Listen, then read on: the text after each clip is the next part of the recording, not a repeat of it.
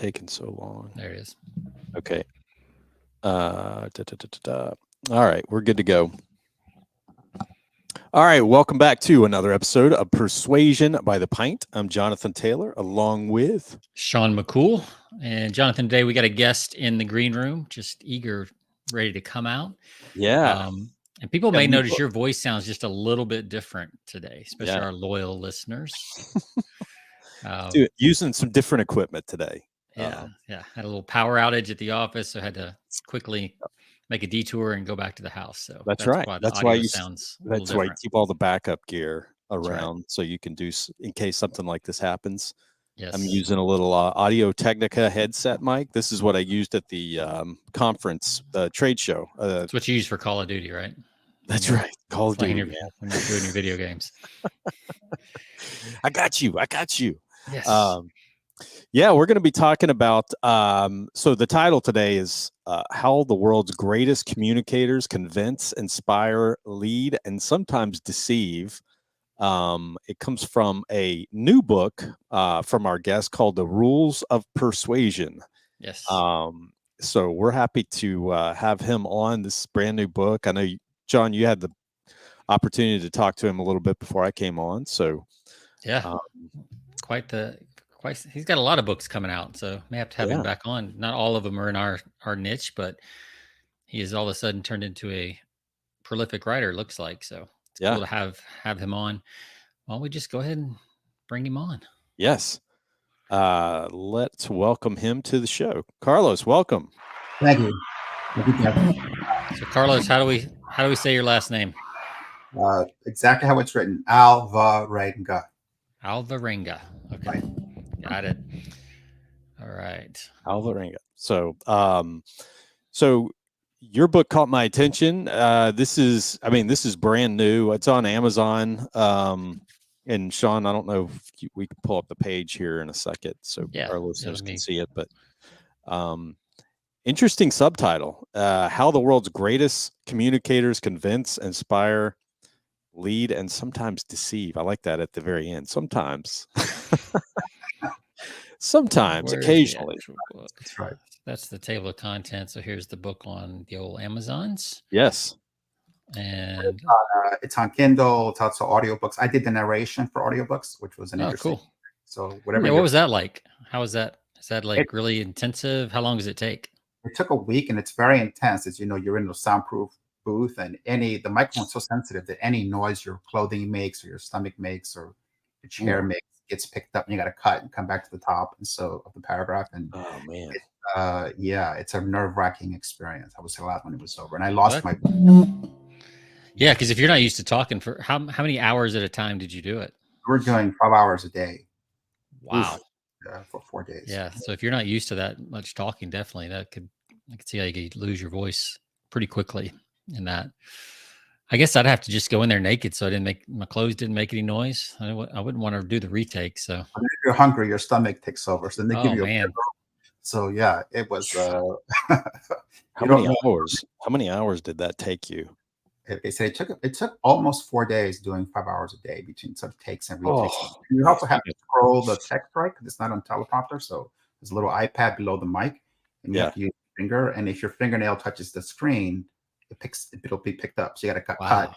So it's a very process to make it sound smooth. Yeah, because if you have any little any noticeable noise or anything like that, can't have that because somebody will just leave a comment on Audible. I just hated the sound. Production was terrible. Production was terrible. I didn't like noise in 6 hours. See that on Audible where there's like, the book was great, but I just did not like his voice. I could not make it through this. Now, to be fair, I've had a couple, not very many, but I have had a couple of those where they just picked the wrong person to narrate. Yeah. Yeah. Occasionally that can happen. Anyway, it was an interesting process. Yeah, it sounds like it. So, yeah. Well, Carlos, I know you have a beverage there, so we let our guests kind of talk about the beverage first. So, tell us what you got. You've got a soft spot, I think, for this one as well. I do. I worked in Belgium for 2 years, so I have a soft spot for anything from that country, and I love Leffe. This is the classic Leffe, 1240 AD, right? Second beer they created, and still going strong. Whatever it is, like 900, 800 years later. Yeah. That's amazing. Yeah, I think of the quote on our shirt is what is it? Life is, I can't read it upside down. I don't remember what it says, but something is an old quote from an old beer guy. Plato, actually. That's probably pre-beer. Life is better with beer, something like that. Made, but it's slim. Yeah, you even got the right glass there. Perfect. Love it. So what part of Belgium? In Ghent. Oh, okay. Yeah, I spent some time in Sean and I both served in the military. I was stationed overseas, and I spent some time in I was stationed in Germany, but I loved going over to places like Brussels and spent some time over the Netherlands and right. Yeah, that's right. It's 2 hours away, so in Ghent, Bruges, right? I love that area. Is called Flanders, and it's one of my favorite parts of the world. Mm-hmm. Yeah, that's awesome. I've never been to Europe. I got to get over there someday. The hearing all these people talk about it, but oh well. Well, Jonathan, what do you have there? All right, so today I'm excited. I've got a Kentucky bourbon barrel, but this is different, Sean. This is a new series. Okay. It's a cocoa porter. My thing's blurring it out. There we go. A cocoa porter. It's a 8%. I don't know a whole lot about it other than the fact that it's a Kentucky bourbon series and it said cocoa porter. So I said, yep, that's got to come on the show for sure. Yeah. So a little chocolate, a little porter. Yeah. That should be pretty good. Mm-hmm. Should be pretty good. Yeah, because we've had I think we've gone through the gamut on the Kentucky bourbon barrel, but I know this is new. I've never had this one. You or I have never had this one. So yeah, and the porter will be a little bit lighter than a stout, so that should be interesting to see how that plays together. So all right, well, since we're having Thanksgiving the week that this comes out, we're a week before as we're recording. Yep. I thought, why not just go crazy? Because we're all going to be eating a crazy amount of food next week, right? So I found this one jumped off the shelf at me. It's TP beer. It's called Fist Bumps. Fist Bumps. And it is the tagline is "Say cheesecake and die," and it is a raspberry cheesecake inspired hazy triple India Pale Ale. Wow, sounds like a Starbucks order, doesn't it? Yeah, I'm not so sure about that one, Sean. So it's a little murky, but the triple, I usually am okay with the triples. Yeah, I don't like pale ales usual, but usually a triple so this one's 10.5%. So it should. All right, hold that up again, Carlos. Would you hold yours up, please? He's got a Belgian, yeah. Look at that. Right. Look at the variety. Got the full gamut right there, right? So you got the full variety of colors. All right. Well, let's cheers it up. You have your soundboard? Yes. Yes, you did. Sure you had the thing. I've got a backup soundboard. All right. Well, let's cheers it up. Sounds. Yep. Cheers. Oh, wait. I don't have the clink. So I'm going to say clink. Clink. This one doesn't have the clink on it. Sorry, Carlos. No problem. Chin chin, as we say in Latin America. All right. So, Carlos, we rate these on a scale of 1 to 5 pints. You can use decibels, as many as you want. What would you rate that on a scale of 1 to 5? 5 being the best. For me, it's a 4. Not perfect, but very good. But very drinkable, kind of a go-to. Absolutely. Good standard. Always keep it in the fridge. Absolutely. So, Jonathan, how's that cocoa porter treating you? It was very good. Very good. I'm going to give this one a 4.7. Wow. That is good. It's super good. Very smooth. I know smooth is really broad. I mean, that's such a lame term nowadays. Like that could mean anything, but but I don't know. It's just very no aftertaste, not bitter. There's no bitter chocolate. It's just a nice, not overly sweet either. So yeah, so mine it's very hoppy, but it's got a strong, like sweet finish to it. So the hop is immediately replaced with like the sweetness. So I actually like it. I like because it is a juicy India Pale Ale. I think hazy, but I'm gonna say this is a 4, which for a ale in our India Pale Ale in our world, that's pretty high. So pretty good actually. Yeah, that's pretty good. I mean, yeah, for an IPA. Yeah, of course it's not your standard IPA, but right. It's a triple, so it's got a little more sweetness and alcohol and stuff going on in it. But yeah, it's actually pretty good. So all right. Well, Carlos, tell us a little bit about your self. I know you and Sean talked before the show started. Love to learn a little more about your background, and if you would just So, yeah, in a nutshell, I started originally as a journalist. I came to the U.S. as a refugee as a kid, grew up here, went to school here, went back to my native El Salvador after the Civil War ended in the 90s, and was a journalist for a couple of years covering the post-war period. Came back to the U.S. when a friend of mine's boss was looking for a ghostwriter. So I ghosted a book. And when I finished the book, he hired me into his consulting firm.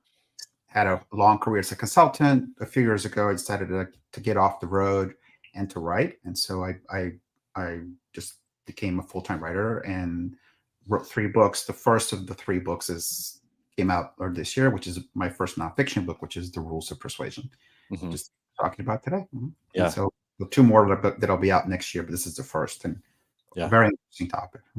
So I noticed I caught the conversation you and Sean had on the process of writing. I've written a few books myself, and you know, it's a kind of it's a love-hate to me. I mean, everybody's got their own opinion, but it's kind of a love-hate relationship for me when I did it, because part of me, I'm a procrastinator on certain things by nature, and writing is one of them. So I don't know about yourself. Some people it just comes natural, but I do agree with you. Like the technology that we have today with AI and transcription, it's so easy, so much easier to get your content out and to, you know, put that into a book format today than it was even 10 years ago.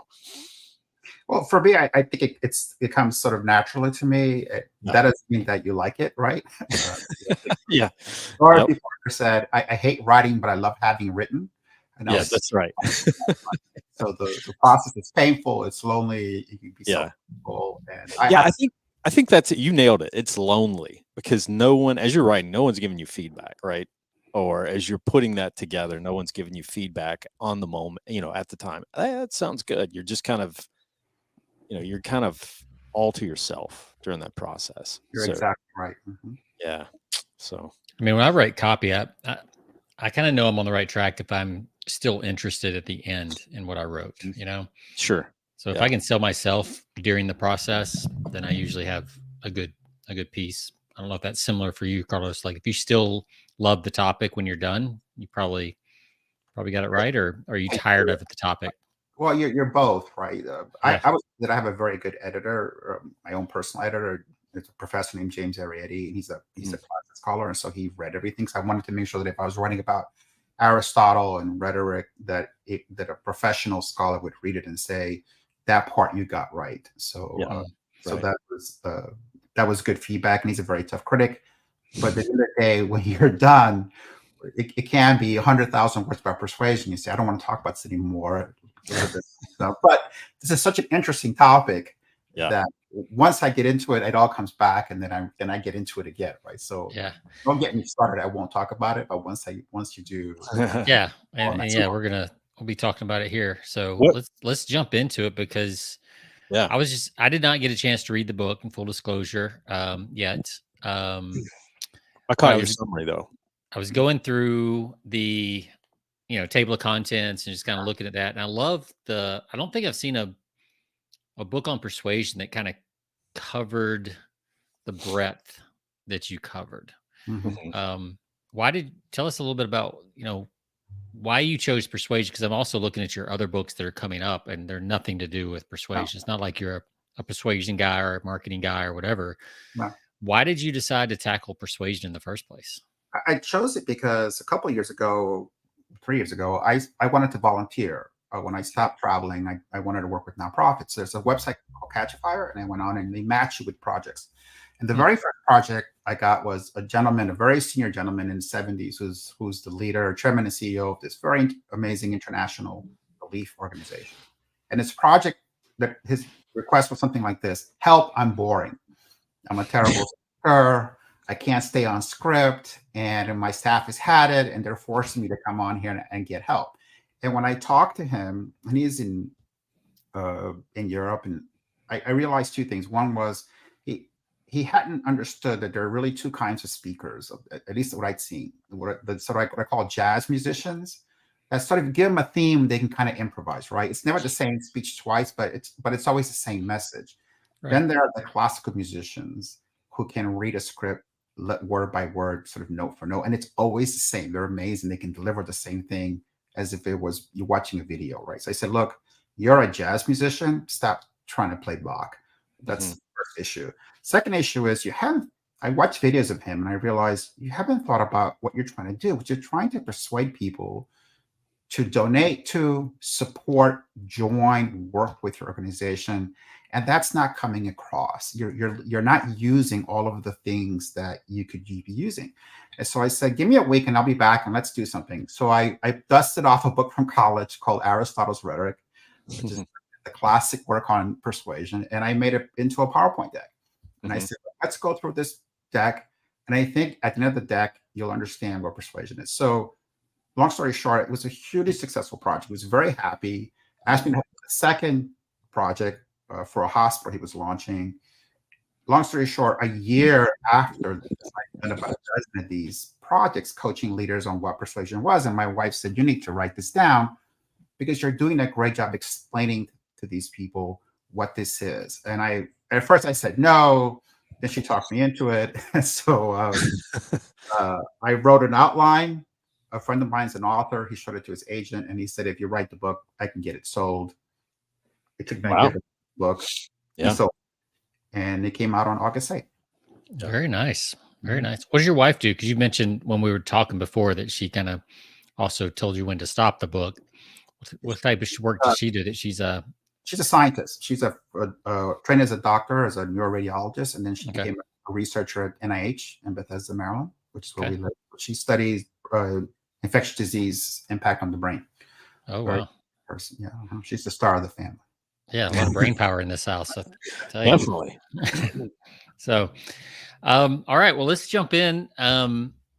It's your book, Carlos. Yeah. So, do you want to start with kind of giving your definition of persuasion and kind of work through some of the ways it shows up?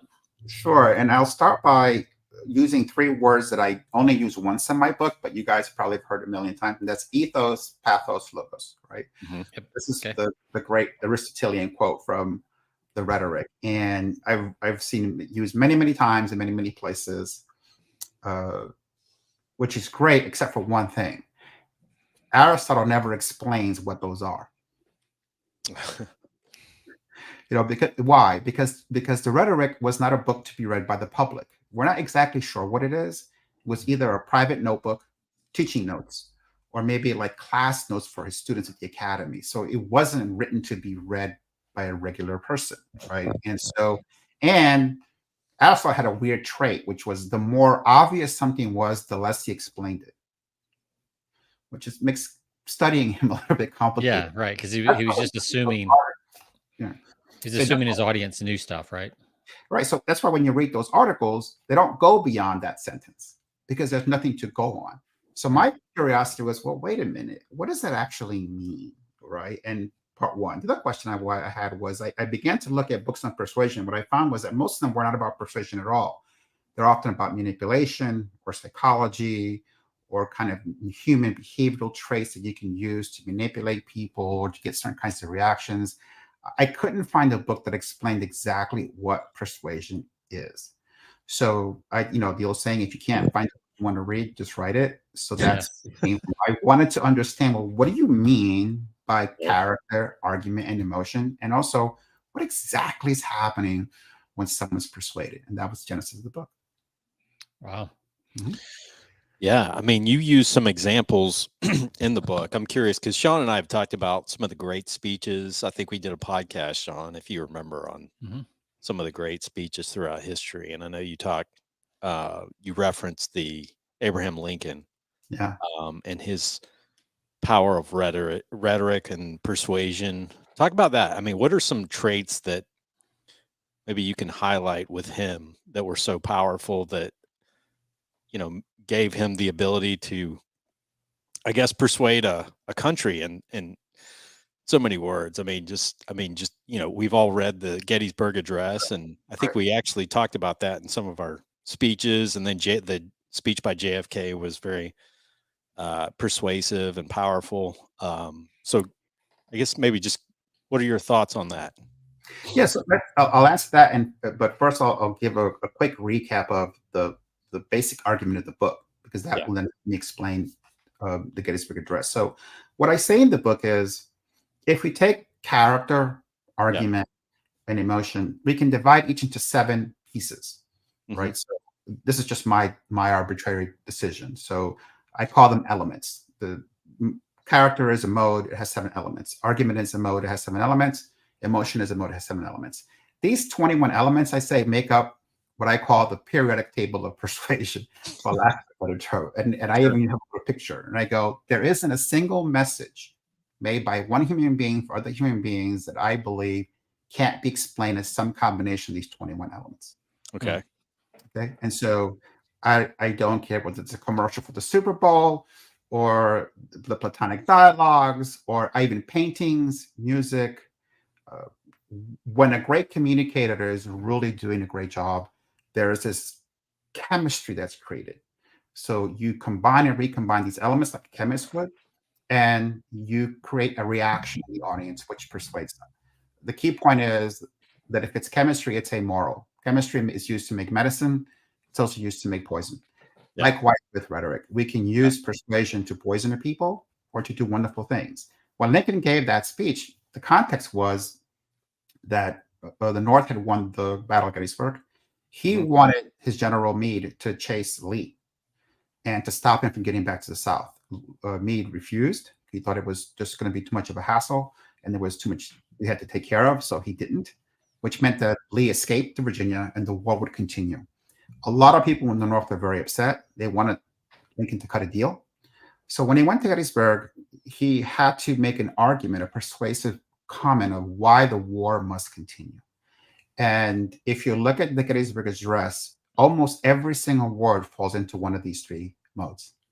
He starts by talking about the character of him and of the nation. He makes an argument about loyalty and fealty and duty.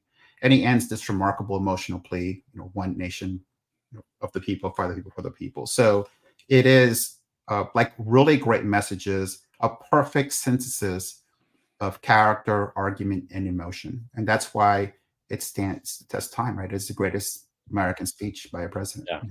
Yeah. And so short too.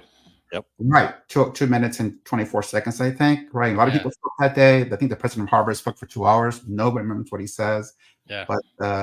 But his words, Lincoln's words, are there have been whole books written about that speech. Yeah. And the amount of stuff that was packed into that is just, it's unbelievable. It's kind of like the I Have a Dream speech from Martin Luther King. And he wasn't a person that had he was a tall character, but he didn't necessarily, from everything that I've read about Lincoln, he didn't have a really commanding voice. I mean, it was kind of a little bit of a high-pitched voice, quite honestly. He didn't have charisma necessarily. Right. Another thing, he didn't have the charisma. He was kind of an awkward person. But he had character, right? Yeah. The character that he had, which is a thing. Character. I say in the book that one of the things that's interesting about character, one of the elements is called status, right? So status is interesting because status is the power or fame of the speaker relative to the audience. Yeah. Okay. So status is interesting because it works bidirectionally. In other words, it can persuade because I emphasize my status. I'm the CEO, you're my team, right? So I make it clear that I'm speaking with status. But status also works in reverse. I can negate status. For example, when we see the Pope wash the Pope's feet, right? When we see undercover boss, the boss becomes a quote unquote regular person. It works in reversal. And so I think Lincoln had a remarkable character that if you're not a charismatic speaker, you can nonetheless still use the element of character in a very powerful way, which is what I think he does in his orations and in his communication with people. So how many, you said there's, 7 elements in each of these categories. Yeah. How many do you typically need in each category to to persuade? You just need one? Do you need two or three of each? Like, how does it really can be done only with one if you're that skillful, right? So okay. typically you see them in combinations, but and I also what happens is that most people who I've coached or I talk to, what I realize that they're not very good at the three, and so for example, people are sometimes taught don't be part of the story, right? Which means you take character out.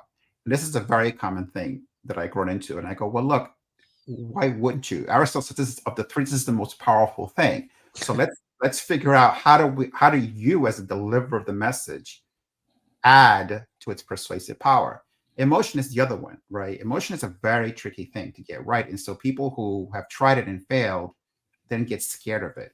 And so they leave that out. So I say it's like a ship with three masts, but only one sail doing all the work. And so after a while, the sail gets tattered, which is why you see so many bad presentations and so much bad arguing, because it's hard to get right. It's overused.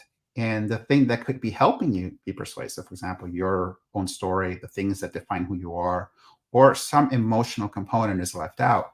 And oftentimes, one very well crafted character statement or emotional appeal is all you need. You should not have to do the whole job, but it can do a lot of the lifting for you. Right? And emotion is best used when it. There was a commentator, a medieval commentator, Arab commentator, Aristotle, and he said emotion is best used when it closes the deal, right? When it sort of finishes the job that character and argument made. And I think that's usually the case. This is why you often see it at the beginning or at the end of a message. Right, either emotional hook, right, to get people interested, or kind of a emotional call to action at the end of some kind. Help, right? Help. Right. Right? Help me. Yeah. Boom, right? That's right. And so that emotional appeal. Now, well, what do you need help with, right? And so, okay, let me tell you what I want to say. Or at the very end, see it in movies. Typical thing, right? This is emotional swelling at the end of a film. And one thing I talk about in the book is a very tricky thing, which is the difference between sentiment and emotion. Sentiment being a feeling which you feel is fake, not really earned. An emotion, a feeling which feels authentic. And I talk about two movies in the book, Schindler's List and Saving Private Ryan, because they both end in the exact same way. They both end in a scene that begins in the past and moves to the present. They both end in cemeteries. They both end right with a view of the main character dead in front of you, the tomb. They were shot by the same three people, same director, same cinematographer, I think same screenwriter, same composer. One worked, Schindler's List, and was praised. One was panned by the critics, which is Ryan. And one is sentimental and one is emotional. Another tricky element of emotion. It's interesting. Have you found that certain cultures are better at one of the three? Like, are we in the West typically really like we lean into argument more, and other cultures maybe lean into emotion more? Or have you found that? It is the case, and we see it in the history of the U.S. Right, one of the things that happened here when the European American settlers met natives was that you had two different conceptions of what was persuasive. Right, to the Native American, generally speaking, and I'm generalizing here. Right, it was an oral culture, and so your words, if you said it, that meant it must be the truth. For Europeans, it was the opposite. If you wrote it, it's what was written was accounted, right? And so there was the contract, the argument was more powerful. I'll tell you an interesting story. I have a good friend who's from Latin America, which is where I'm from, and he had a child that when the child was born, had a condition where the skull was not fully formed, so the baby has to wear a helmet for a year. Okay, and so he talked about he would fly from Boston because it was up at Harvard, and he would go to Uruguay. And he said on the flight from Boston to Miami, people acted as if the helmet was invisible.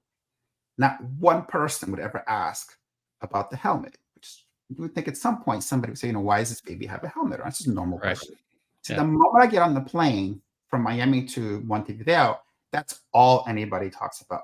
Oh, the helmet. My cousin had it with, how is she? Is he going to be okay? Right. So there was this completely different perspective on what is allowed to be discussed, what's not allowed to be discussed. Right. And so certain cultures emphasize character. For example, again, broad generalization.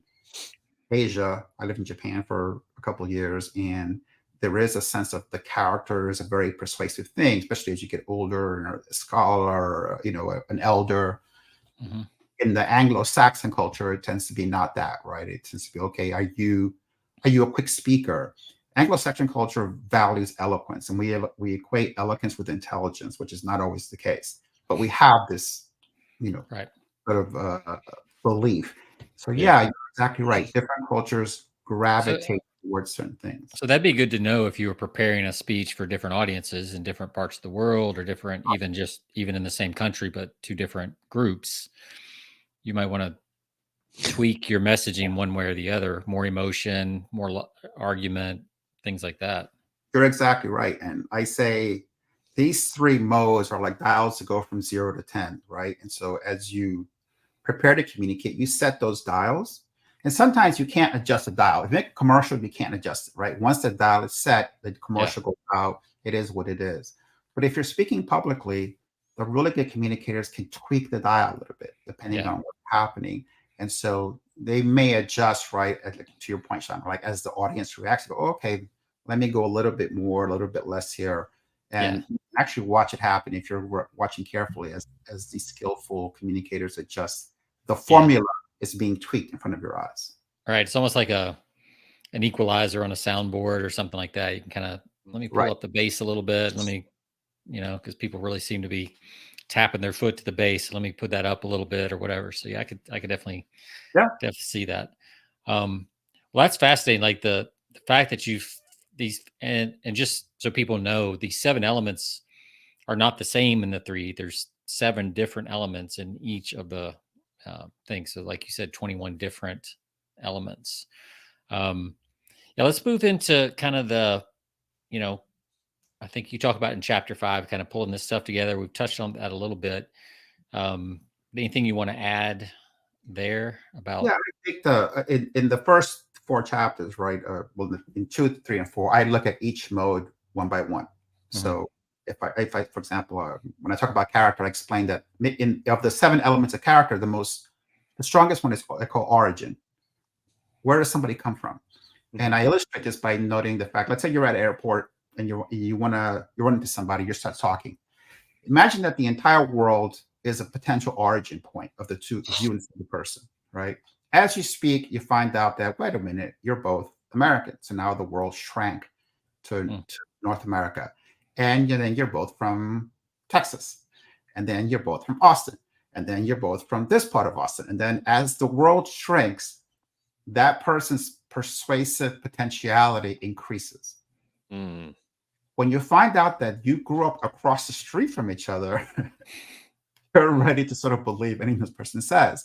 And the way that one particular thing, and we have in a lot of cultures vary this a lot, right? So for example, tribal cultures, any group that cares where you went to school, right? Which is where your character was formed. Military organizations origin is very important. Where'd you go to boot camp, right? So there's this sense that the way, because arguments can come and go, but origin is fixed. That's why we give it so much more weight. And so in the first 3 chapters, I talk about each one of these elements. But then in chapter 5 or 6, what I do there is say, okay, we don't usually use these one by one because persuasion is like music. When you hear a chord, you might have 8 notes, 7 notes. You don't hear individual notes, you hear the whole thing. But if you change one note, the chord is different, right? And so I give 5 examples. I think the first one is the Dialogues of Plato. Then the first years of Islam, the birth of Islam. Then there is an analysis of communist posters during the Cultural Revolution now, and how the Communist Party used imagery to persuade people that they were a legitimate ruler and should be allowed to govern. Marvin Gaye's What's Going On, which I think is a phenomenal argument that he makes about the state of America at that time in the 70s. And the last one is a wonderful video from YouTube. It is Kevin Costner's eulogy of Whitney Houston. Oh, yeah. Which is a remarkable speech. And so, and I explain how all the formulation that we see at work in each one of these 5 examples. So ancient, modern, you know. And you, 'cause we were talking about this before we got on the air here. You have QR codes to a lot of these things throughout the book, so people can actually really hear and feel, not just read about, but actually experience some of this stuff after you kind of describe it, and they can actually experience it. This was important to me because I tend to use film when I talk about persuasion, because most of us, this is a common language, right, that people have, at least in the West. So if I talk about Goodfellas, or if I talk about Oh Brother, Where Art Thou, right, or The Godfather, or Star Wars, for example, it's a common reference point. So I wanted to include the QR codes in the book.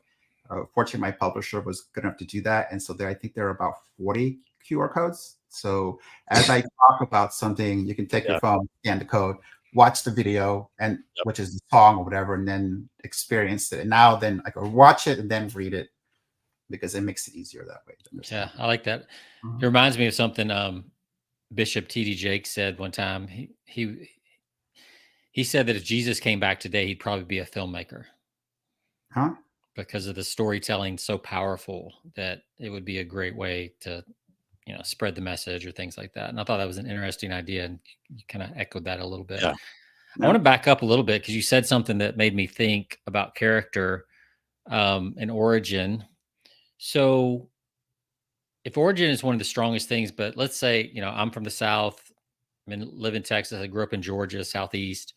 If I wanted to give a talk in not inner New York City, but New York City business people, right? Mm-hmm. I don't have any like common origin with them. Would I tend to just skip that and pick another element, or would I try to find a way to have some type of common origin? Like, how do you attack something like that? I think the best thing to do is not make it part of the formula, right? Leave that vial on the shelf. Okay. Or say, the fact that my origin is different makes me worth listening to for some reason, right? Yeah, so, for example, right, you hear that, like, I don't have your consultants all the time, right? I'm not part of the organization, so I can look at it objectively. Right. That says my origin is different. I'm not part of you, which is why I should be more persuasive. So yeah, a good communicator can work with not having a common origin. If you think about it just a little bit, there's usually a way of, Yeah. Very cool. Yeah. So I had a meeting to follow up on Sean's comment there. And this is more of a one-on-one situation, but I was in a meeting earlier this week up in Chicago, and sometimes questions, elicit answers that, those origin answers that you can, relate to. So, we were having a conversation. This is a guy that is up in Chicago, been up, lived in Chicago for 20 years, but he had relatives, after asking questions, he had, relatives that lived down in Georgia. And then that elicited, another conversation. What part, and then so we kind of, we dove into that origin, like just from, a questioning, about his history, his family. And that was amazing, because we were able to tie some commonalities there. And it was actually a great meeting, just because we started off on a really good foundation of like, oh yeah, I know where that is. I know where you're from. Your relatives are from, even though you're from Chicago. That's that shrinking of the world, right? Yeah. That's right. And by the way, you bring up another element, which is history. So history refers to what we know about the speaker's past, right? Mm-hmm. And again, one of the other elements that works bidirectionally. In other words, I persuade because I confirm my history, or I persuade because I negate it. What does that mean? When you hear an ex-KKK person talk against racism, that is a person who is negating history. Yes, I was a racist for 25 years, and then I renounced it. Listen to me, because I'm no longer what I was. Usually we think that, okay, if you completely negate what you were, that you're no longer believable. But in this case, it is the negation of past that makes you believable. So right, because there's something there that made them turn that you want to know about. Like there's an unspoken secret or twist that happened, and you're like, oh, what made him change his mind? What made this person walk away from everything they were, right? That's an interesting question. Yeah, that's a very, very interesting question people want to know the answer to. So we've talked a little bit about, the structure, and we talked a little bit about, just kind of putting the models together. This one, when I was just scanning through the chapters, like I know you always want to think about the audience, but you put it pretty early in the thing. Let's talk a little bit about the role of the audience. Yeah, so this is an interesting thing too, because I wanted to, like I said, I wanted to understand exactly what persuasion is, right? So if it's chemistry, then what's the formula? Like, well, what's the reaction, right? Mhm. And what are the elements in the reaction is the audience. And so because in the chapter on the what I call the persuasion progression, it goes something like this. It starts with what one professor or one scholar calls the pre-audience state. In other words, you walk around like a computer on screensaver. You're not really paying attention, but you're also not paying attention, right? Right. So you're walking. Suddenly, I see behind you there's a Banksy, I think, right behind you, graphic, right? So at that moment, I have a choice. Do I engage with the message that Banksy sent? So if I don't, I keep walking. If I do, then I begin to engage. As I engage, what happens? The message releases energy. In this case, through color.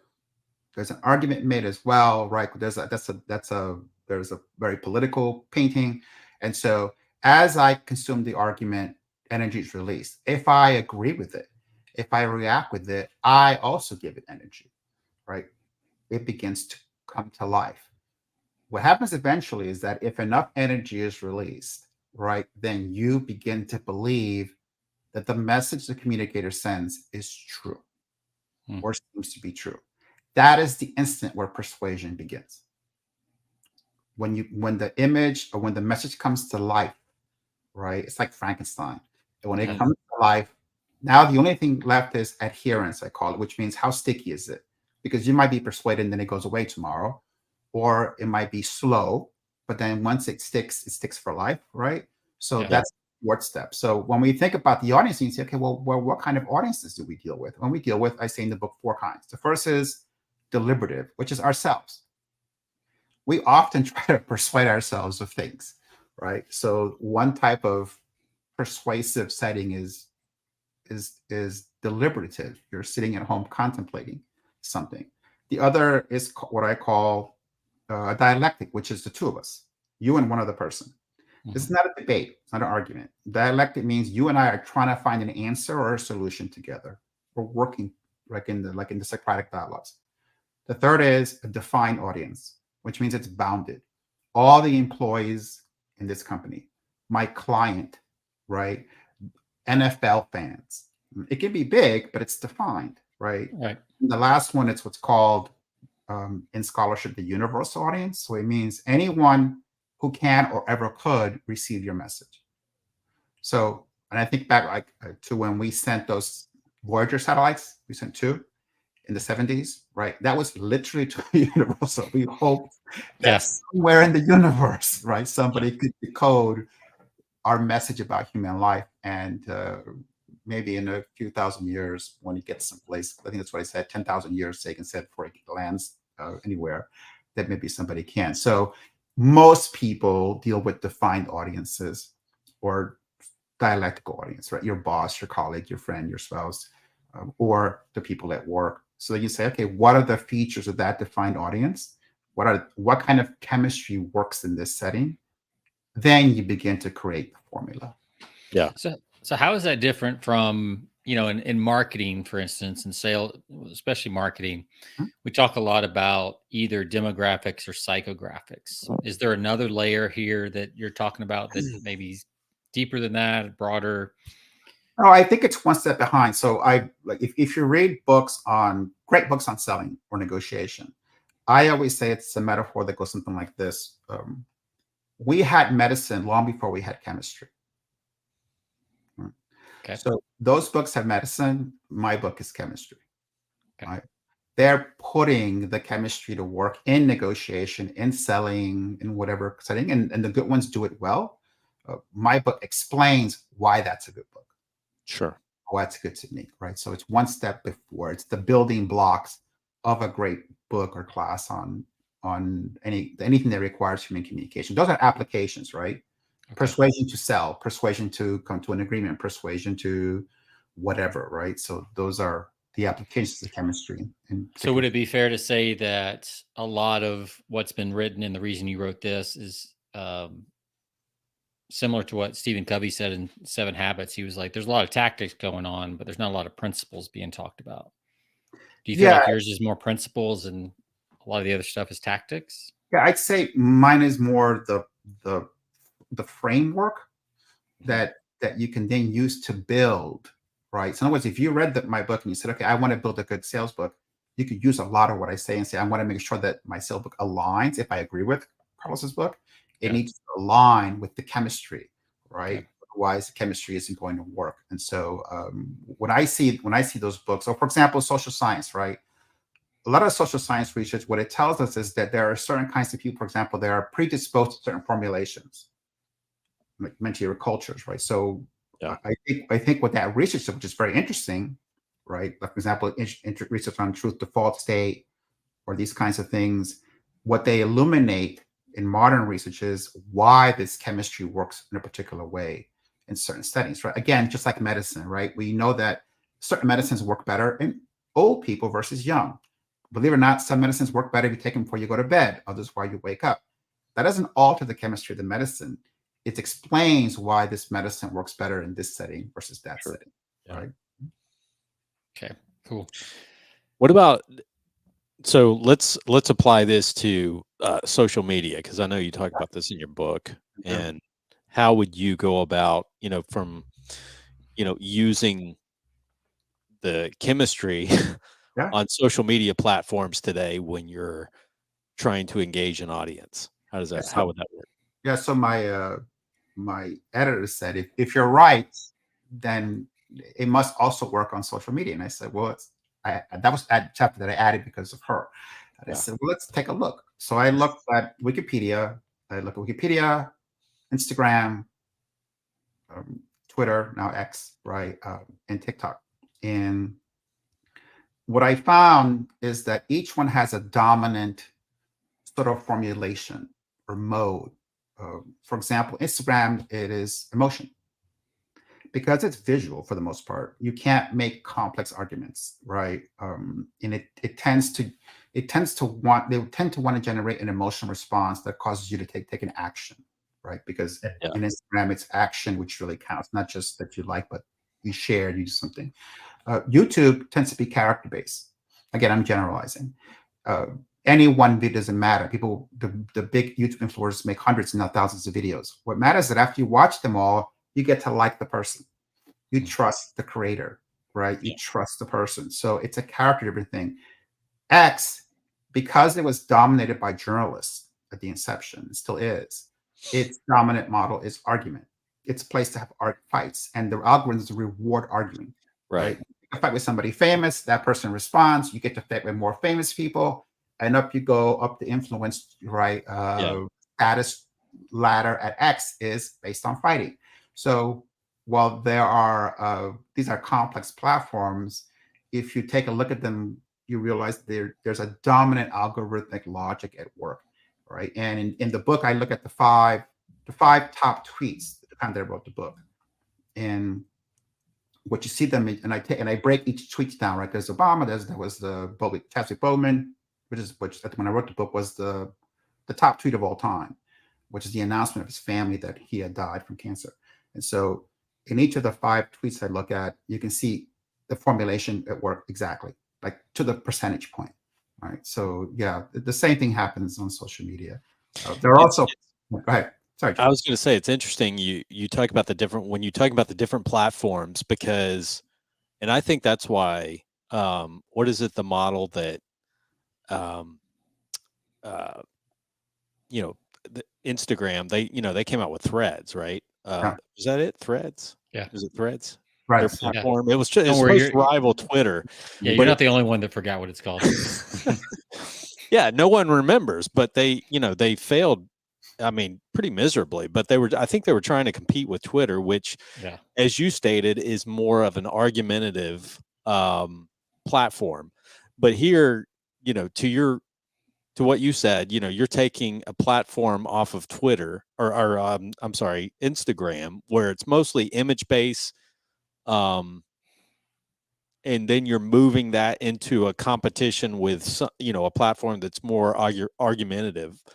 I think I think that's ultimately why it didn't do well, because it wasn't created. The people that were already on that platform were not they weren't ready. Not the way they communicate. That's not the way they communicated. Yeah, they persuaded in a different mode, in a completely different way. Yeah. Exactly. Right. So you had this conflict of persuasion formulations that the algorithm couldn't handle, right, and the users rejected. Exactly. Right? And that continues to evolve. Right. You have now what I call in the book persuasion factories. So what does that mean? It means you can. There are companies you can hire and say, here's what I want to persuade people of. Right. Persuasion by the Pine is a great show. And so what they have is a whole bunch of hundreds and hundreds of micro influencers. They see a project and they go, okay, I'll bid on it. Pay me $1 for everybody who subscribes. And so I now distribute my persuasion effect, right, among hundreds of people. And the people who receive the message think it's from them, but it really isn't. I pay for all of them, right? So I can sort of outsource persuasion, I guess, is the way of thinking about it, right? Which didn't used to be the case. Cool. We've got a listener question, don't we, Sean? Yeah, we can save it for the end, but yeah, Christopher, we'll get, if you're still listening, we'll get, I think that's a good question to kind of wrap up with. So we'll definitely get that and let you know here. Can you give us an evil? Because I always love the, the evil side of this, how it's being used, and some examples, of how this is being used to manipulate people. So, right. So in the chapter on the dark side, I wanted to explain for a moment that chemistry works both ways, right? And so there was a remarkable book called The Language of the Third Reich, written by a guy named Victor Klemperer, who was a Jew who was not sent to camp. He lived in Germany because he had become Christian, married a German, and so he was spared. But he was a linguist, and so he kept very, very detailed diaries during the time of the Third Reich. And when the war was over, he published a small book. He published many books later, but the first book he published was a book called Language of the Third Reich. And he describes the way language was used by the Nazis. And so that became, I picked that as my case study for the book. And I said, if you look at what Klemperer describes, let's label these phenomena. And they were my labels, right? And I said, I'm going to talk about 9 examples and give them a name. And I picked these 9 because they're all at work today in American discourse, right? And one example is I call language blurring. So language blurring goes something like this. We're in a car driving through a forest, and out of the corner of your eye, you see something, shiny object in the forest. And you go, did you see that? And I go, yeah, it was a guy playing the trumpet. You keep driving, 5 minutes later, the same thing, flash. And you go, what was that? And I go, the guy playing the trombone. Last time, same thing. What was that? The guy playing tuba. Next time it happens, you won't ask what it was, but you're convinced there's a brass band in the forest. So language blurring, which was the most powerful thing Klemperer says the Nazis did, was give you a message you weren't supposed to listen to very carefully. But you give it so often that it blurs. It's like a train going by at high speed, right? And so it just begins to work its way into your mind. And so whenever you hear people denounce something they can't explain, it's almost always the result of language blurring, right? Or let's say it's often a result, which means that they've heard this is a bad thing. They don't know why or how come, or even what it is in some cases, but they're persuaded that it's terrible, right? And so you see these, that's an example that you see today where you have people who are delivering, because social media allows this, right? Because today's media allows us to deliver something constantly, 24 hours a day. This was rare in the past, or rarer. It's one of the most common things you see today, right? As people begin to, and I say in the book that it is literally you're poisoning a population, right? Don't forget that the Germans elected Hitler. And a lot of them did what they did willingly. They weren't tricked into doing this. They were persuaded into doing this, right? Yeah. And which is one reason why we don't study this anymore. Why it was taken off the curriculum. So, what's the difference between message blurring or language blurring and gaslighting? Well, gaslighting, blurring is volume, right? So message blurring requires tremendous volume. For example, it isn't the big lie, which is a single untruth magnified, right? And so gas is a different thing. It is getting you to believe something that isn't true, right? Okay. So it is a composite effect, right? That requires different things for it to work, right? Where blurring is one particular element or tactic or formulation that you see in these cases. Another one I talk about in the book is dislocation of value. So what does that mean? It means that it's like if I change the numbers on a scale, so 8 becomes 9, right? Or 5 becomes 3. Yeah. So this used to be good. Now it's not. For example, in the book, he says, Hertz was a measurement term. You guys know this during broadcasting, which was named by a Jewish scientist. The Germans wanted to give it the word Hertz. Why? Because it was a Jewish name, right? And so the paper that was a great paper about persuasion is no longer, like tomorrow they decide, hey, we don't like Hispanic authors. So my book sucks because it was written by a Hispanic author, right? So the value, yesterday was great. Everybody has to read it. Today it's crap. Nobody should read it. So the value gets adjusted, right? And we see this. You see this a lot, and I don't know if it's uniquely American history. I'm sure it's happened probably in every culture, but when immigrants came here, they would change their names so that they wouldn't carry that baggage, with them of a Jewish name or Japanese name or, Hispanic name or whatever, Polish, whatever it was, like just to sound more American.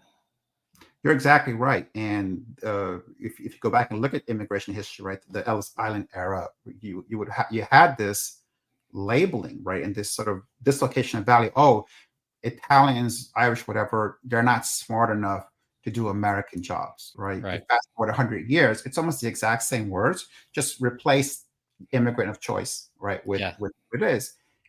Which brings up another term that I talk about, which is term linking. So term linking refers to, I think, when you join a word with another word, right? So you always use a prefix word or a pre-word with the other word. Like if I, like in the example in the book, he says, you couldn't be a Jew. It was dirty Jew. So after a while, it's like, it's dirty Jew clumper. And then we have one more, like it's like unfaithful, like a traitor, and you keep making the train longer and longer, right? And so whenever I hear people put a label in front of someone or something, constantly you're seeing term linking, right? And after a while, you see this. Yeah, go ahead. You're seeing this a lot in politics right now. Right now, it's one of the most common things you see. It's a pretty clumsy strategy, but it works. Yeah, so, that's yeah. It's kind of like back in high school having nicknames for people, right? Or middle school having nicknames for people. Right. Yeah. Whatever adjective or adverb you put in front of somebody's name, usually it rhymed or something. With their name. Who did? John and I have talked about this. The guy that. Let's just name the guy Trump, who's, he's kind of at the forefront in this upcoming election and has been in the past. And he's notorious for this. He does he always has a nickname for all of his opponents. Yeah. And Trump is a gifted persuader, right? I've had journalists ask me, how do you explain Trump? And I go, it's pretty easy. Trump operates with 2 out of the 3 modes. Yeah. Right? He has character, which he protects, right, very carefully, and he has emotion. People enjoy how they feel when they're at his rallies, and so he doesn't care about argument. This is the problem journalists have. You care about argument, you care about facts, but he doesn't, and his audience doesn't. So as long as he's got 2 out of 3, he's good. Right? Have you found that's pretty true? Like, we didn't talk about that right at the beginning. Do you feel like 2 out of 3 is enough to persuade most people? 1 out of 3 is enough in the right hands. If you got 2 out of 3, then you're usually in pretty good shape. Again, at a conference of scientists, no, right? So right. that's American Physics Association. He's not going to get that far. But a political rally, he's just fine. And I've been saying for a long time, people don't give him the credit that they act for doing what he does. Right? I grew up in New York City, so I always had, since I was a kid, Trump was always a force in the universe, and even then, he was always the same way. Right? My identity, I guard with my life, and I want you to feel good. Right? And I say in the book, by the way, back to that question of energy, that what happens sometimes is this, right? So let's say you've got a formula and you think, I'm going to give it just a pound. I want to release a pound of energy, whatever it is, right? This much energy, and the audience will put in this much energy. That's great. Suddenly, though, it turns out the audience starts giving it more and more and more, and you're out of control, because what you did was, this audience was a giant capacitor. It was a battery waiting to discharge. All it was looking for was the right chemistry. And boy, when it finds it, it's going to rush in there, right? And go crazy. And that's exactly what happened with Trump. Yeah. He had a formulation, and he's always tinkering with it, right? That when it met that audience, that audience was waiting to release the energy. And it was that energy, that persuasive energy was released, that put him in the White House, and has a very good chance of returning him to the White House. Sure. Because that energy is still there. It hasn't faded. It's still strong. Especially when you start putting the energy of the negative energy of the economy and prices and things like that, which is going to favor his argument, because he's not the one that is in charge right now, right? So you never want to be the guy in charge when the economy's bad, right? Whether you caused it or didn't, doesn't matter. You're the person in charge. Buck stops with you, supposedly. So, yeah, that's good. So I want to get to this question from one of our regular listeners. They asked, first of all, they said, great stuff. Love what you've done, Carlos, and how you explain it all. We'll be buying your book. He says, I'll have to run, but I'll watch the rest later. Question: what was the most surprising thing you found when you wrote or researched for the book? I think that I started this belief that persuasion is a kind of soft skill, right? And I ended it thinking of it as the opposite of that it is chemistry with words. And it is way more predictable than a lot of things we think are hard skills, right? I have worked with people and I've helped them develop messaging around stories, what they are. And I'll say, I want you to say the following 5 things in this way. And they'll come back and say, it was amazing. People started crying. It was the best thing I've ever done. People who have read the book, and I go, I don't take credit for that. I'm just saying that this is the chemistry. As long as you deliver it correctly, right? And this is where storytelling, for example, right? Storytelling is a persuasion delivery mechanism, like a capsule. Yeah. And so, like PowerPoint is. And so I go, if you got the chemistry right, it's going to work. Look, not all medicine works on all patients, but good medicine works on most patients. And so good persuasion is highly predictable, which is why we see the same formulas time and again. Like I go, we're about to go into the Super Bowl. I have it once every 4 years in America. And I tell you that 99% of the formulas we're about to see, we've seen. I can go back and find an equivalent in Andrew Jackson, right? In Hoover, back to Washington. So the good formulas are pretty consistent. Every once in a while, I was surprised also by that I thought, oh, there's some originality. It really isn't. Here and there, you find people doing interesting things, but for the most part, boy, this stuff goes back thousands of years across time and place. I look at Chinese poetry, I look at things from all over the world, and you find the same mechanisms at work. It's human beings. It's human nature. It's funny you say that. I have people will, as things ramp up in the election this year, people are like, oh man, this is the nastiest election ever. I was like, no, you have not read history in the 1800s, because they were brutal in the 1800s, and we're just, and with fewer outlets to cross check, like you could get away with saying some really nasty stuff, in the 1800s when there was only 4 newspapers in the country or whatever, because it took so long to cross check and get that same story back out to people, right? You couldn't defend it as well. And because so much politics runs on like character and emotion, right? We're going to see at the convention a video with the candidate's life story, and those videos run on a formula, right? I was born on a farm, whatever, and then there's like this, and so, and and everybody's saying what a great person is. So it's these testaments of character, right? And then it ends with this sort of emotional swell. So the formulas are there, and they work, right? So I guess it's I found this where I learned this. Like this really hit home for me. One, in copywriting, I write copy. So like it looks very simple and very, straightforward until you start then you realize that the simpler the copy, the more formulaic it is, but it's also more powerful that way.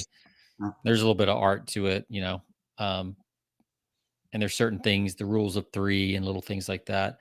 But where I was surprised at how formulaic, and I don't know if this is a form of persuasion, but stand-up comedy. I took a class 4 or 5 years ago on stand-up comedy, and how formulaic it is really surprised me. Like there is a formula to writing a joke and writing a set of joke, a joke set, that I was very surprised. Just like you said, there's a chemistry to good stand-up comedy. Yeah. And by the way, I'm a student of stand-up comedy, and my Hall of Fame is Pryor, Dangerfield, and Norm Macdonald. Right? Yeah. So, and it's interesting. Norm Macdonald's great. I love. My personal favorite of the 3. But you notice how each one also works with these 3 modes. Like Dangerfield was a character comic, right? For the most part, it's a finely honed machine, right? And it was based on him as this sort of failed human being in many cases, right? Yeah, right. If you look at Pryor, right? Pryor was different, and so Pryor was almost theater, right? He built these.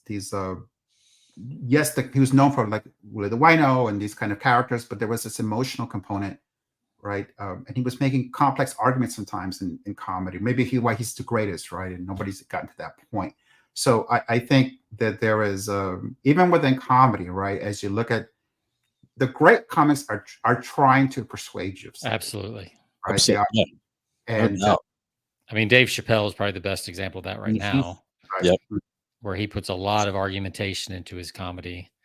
Where would you say? So I think probably the hottest comic right now is Nate Bargatze. Are you familiar with him, the Tennessee kid? I'm not. He's probably the hottest guy right now. And I was gonna ask you where you think he might fall, but that might be one for you to look up after the show, Carlos. Is Nate Bargatze? He's definitely the hot guy. He was on SNL 3 weeks ago or so. Did really, really well. One other thought here on this is that somebody asked me, in thinking about my book versus other books like Cialdini's book and other books I write on, and I agree. So look, the thing for me, back to like the things that I was surprised by, I wrote at the end of the book, like, why does persuasion matter to us? Like, what is it that we try to do? And I say it's because we want our truths to be believed by others. Yeah. Right? Big truth and little truth. If I tell you I like Norm Macdonald and he's the best comic, it matters to me that you agree. Sure. Yeah. So this beer is really great. Like this, we want what we believe to be true to be believed by others to be true. Right. And that's, to me, the fundamental human element of persuasion is that we hold these truths to be self-evident, right? Mm-hmm. What are they saying? They're saying, well, we think it's true, you should think it's true. And so I think that's an interesting thing of what do you think the core human desire is there that underlies that wanting to be able to persuade people that what we think is true? It goes back to something else Aristotle said, where he said man's a political animal. I think we want to be part of a society. Yep. A tribe. The minute we agree, we're united. Exactly. And so we're linked in some way, and that's a fundamental human need. We want to be attached and connect to others, and persuasion connects us to others. Yeah. Something I hadn't thought about until you asked me that question, John. Yeah, it's that tribal. We're in this together. Like, we're together. Right. Yeah, and I'm not alone. It's probably even a more primal way to say it. I'm not alone. That's a nicer way. Not alone. Yeah, and that's really what all persuasion kind of boils down Sean, to. do you remember? I know you remember Larry Munson, because it's not that. Oh yeah. So Sean and we talk about the Georgia, because we're college football fans, so we talk about the Georgia Bulldogs. But one of their longtime, he's no longer alive, but one of their longtime announcers, Larry Munson. I heard some comments about him this week that was interesting. He's really regarded as one of the great play-by-play, college football commentators.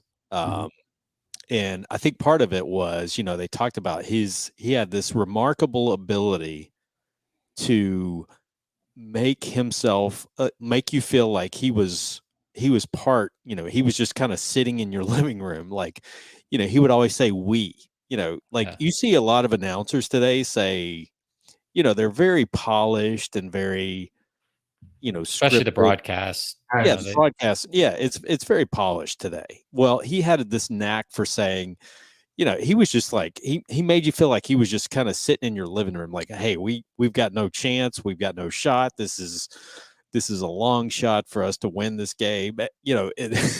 So I mean, he kind of like talked the language of the common fan, more or less, as he was describing the game. And I think that was part of, his, why he's so remembered and one of the greatest announcers in terms of Southern college football, where, he's kind of up on that pedestal where people were like, he did such an amazing job of making you feel like he was, he was sitting there with you, during the game. It's been a couple of decades since we had a sportscaster in NFL that people loved. Yeah. Or newscaster for that matter as well. Yeah. The new generation is very different, right? And they don't list that response, right? Like Cosell was for different reasons back in the 70s. Yeah. But after Cosell, then came Madden, right? And then since Madden, there's been no one. That's right. Madden was probably the last of the great ones that just kind of said whatever, almost whatever was on his mind. Just kind of, I think the closest guy right now might be Tony Romo. Yeah, you're right. Say, if anybody has the potential, maybe. Yeah, he gets more excited about the game itself than any other announcer I've heard. Color commentator. I think Tony, could win the big game. Who does a better Thanksgiving game than Madden? He's talking about the turducken and the. Notice to me that there was an emotional component, right? Yeah. He became emotional. Yeah. And you shared in that emotion with him. Absolutely. And that was the thing, right? It was that, once again, right, that emotional fusion between the communicator and yourself that linked you to Madden. And that's why people love this guy, right? Right. Yeah. And that's what I hear in Tony Romo's voice. Like, I hear his passion for the game. Yeah. And maybe he's got so much passion because he couldn't win a big game. I don't know. Maybe you hear that longing, that regret. So. Well, Carlos, how can people find out more about you? Where would you like them to go? Well, if you want to know more about me and what I've written and will be publishing in the next year, you can go to carlosalvarenga.com. That's it. And so, and that does a little bit more my work and things that are coming on.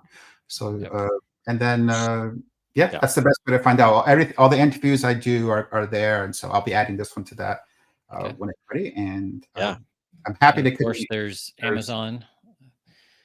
It's on Amazon. It's also available on. There's Kindle. Like I said, there's audiobooks, and so whatever your preferred format. And you said you read the audiobook, so that's that's nice when the author actually reads. I think that adds something to the book for sure. So, well, I love Audible, and I'll be downloading your book for sure. There you go. Thank you very much. Absolutely. Spotify just started adding audiobooks to their membership, so I don't know if you're on there yet, Carlos. I don't know if that's check that one. Yeah, I know it's an audio.com and an Audible. Yeah, subscribe to Audible. Yes. Spotify just launched, I think this week, that they now have, I think you can get 15 hours of audiobooks with your Spotify subscription, which I think now I'm like, wow. ooh, do I need to close my Audible account? That's going to put a hurting on Audible. Possibly. Yeah. For sure. So, Of course, you don't want to lose. Of course, you're not going to lose your I don't know how that works. Yeah, I haven't checked that. Do you lose your library if you? No, I don't think so. So yeah, that's the problem with all these digital platforms. Like your library is like captive. You know. Yeah. Carlos, any last parting words you want to share with the audience? Just thank you to everyone who tuned in to the show, and thank you, Sean, for having me on. It's been a pleasure to be with you. Absolutely. We'll definitely be posting a link on to your book on Amazon, and also to where people can find out more. Carlos, we thank you, man. This has been fantastic. We are glad you could come on the show, and it's been a fun discussion. So thanks for joining us today. My pleasure. All right, we're gonna put you back in the green room for just a second while we wrap up, and then if you get after show chat, if you got time. I'm gonna take a sip of the liquor here. Okay. All right. Yep. Enjoy. We'll bring you back up in like 45 seconds. All right. Good stuff. Oh. That was great. Fantastic. Yeah. Man, flew by again. Good book. Yeah. I totally get why Rogan's shows are 3 hours now. When we started, we tried to get them like 20 or 40 minutes, and they just keep getting longer. So that's right. No, I love the scientific side of this, the chemistry, so much like deeper and there's, I can't wait to get the book and really dive into it, because it definitely feels like it goes a lot deeper than even some of the classics that we've talked about. Absolutely. Talk about Cialdini all the time, but I think even it's a new classic right here. That's right. Absolutely. Well, good stuff. Again, to all of our listeners, you can find us persuasionbythepint.com. You can find us on all of your podcast platforms, whether it's Spotify. Sean, I always say Stitcher Radio, but I just learned Stitcher Radio is like, I think I've sold out. Somebody else owns Stitcher Radio now. So Stitcher Radio is not a thing anymore, but we're on iTunes, Spotify, all of your platforms, wherever you download podcast, we're there. And it's been fun. Check out the book. Again, it is the Rules of Persuasion. How the world's greatest communicators convince, inspire, lead, and sometimes deceive. So check it out. And again, thanks to Carlos again for joining us. Again, we'll see you guys next week. Sean, I think it's because of next week with the Thanksgiving holiday. I'm still game for next Friday if you want to do a Black Friday episode. Why not? Yeah.